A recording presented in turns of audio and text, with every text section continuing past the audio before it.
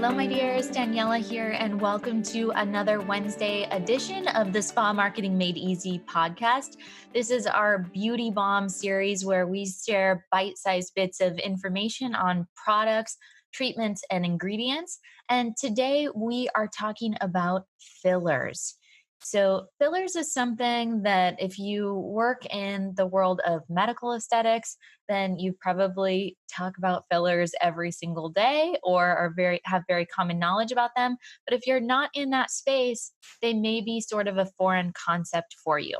Now, I want to bring these things up because I think it's super important, even if you're working in a day spa, even if you're a solo esthetician.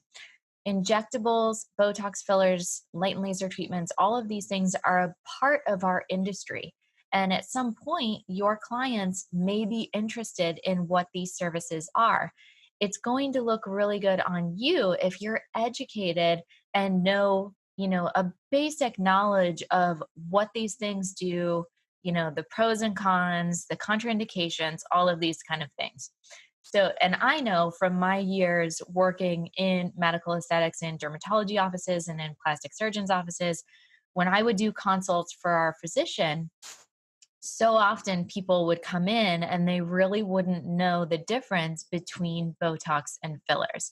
So, I want to make sure that I can clarify that for you guys today. So, we're going to be talking about filler, specifically hyaluronic acid fillers. Now, there's a lot of different types of fillers. There's a lot of different, there's permanent fillers, but hyaluronic acid fillers or HA fillers are one of the most common, the most widely used fillers on the market. And so I wanted to just give a brief overview of what they are and what they do in general. So when someone comes in and they're needing fillers, fillers typically address volume loss. Now, Dr. Stali, who was the first physician that I worked for at MediSpa Maui, he had this concept where he would say, when we're young, our face is he calls it the triangle of youth. And so the widest portion of our face was up at our temples, and then it went down into a triangle. And as we age, we lose collagen and elastin. And so when our cheeks are puffed out, we're starting to lose the collagen and elastin. That causes the skin to go down, which gives us nasolabial folds, which gives us jowls, all kinds of things that we don't like to see in our aging face. And that causes what Dr. Stali calls the pyramid of age. So we've got the pyramid or the triangle of youth, the pyramid of age. Let me get that straight for you guys. So when you're young, the widest part is your temples. When you're older, the widest part is your jaw. We lose volume in these areas. And so when we do fillers, we're injecting hyaluronic acid. That's simply, hyaluronic acid is a naturally occurring compound in your body. Your body makes it, your body breaks it down. Now, back in the 80s and 90s, when they were first experimenting with fillers, they were using bovine collagen. So people were having negative reactions. The body was rejecting the filler. We don't have that issue anymore with hyaluronic acid because it's something that your body makes and your body breaks down. So the HA fillers, it's basically hyaluronic acid that scientists have crosshatched the molecules to make it into a gel form. And if you're familiar with the ingredient hyaluronic acid, which is commonly found in skincare, it's a humectant. So it can pull 1,000 times its weight in water. And that's part of the way that these fillers work. So we're injecting a teeny tiny amount, and then it's also attracting water in that area, which gives it a really natural look. Now, the common areas that you'll see filler done is in the cheeks, in the nasolabial folds, kind of in the temples, reshaping the structure of the face to get it back to that triangle of youth.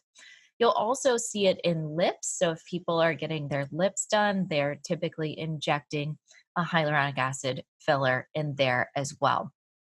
Depending on the type of filler that you use, it can last anywhere between 6 months to 12 months and potentially even longer. The area that you are injecting it in, it greatly depends on how long that filler will stay there. So if you're injecting it in your nasolabial folds and you're smiling and talking and moving all the time, it's going to break down quicker than if you were going to do the tear trough or the temples or somewhere where you're not going to be moving around as much. So that's something that's important to keep in mind with HA fillers.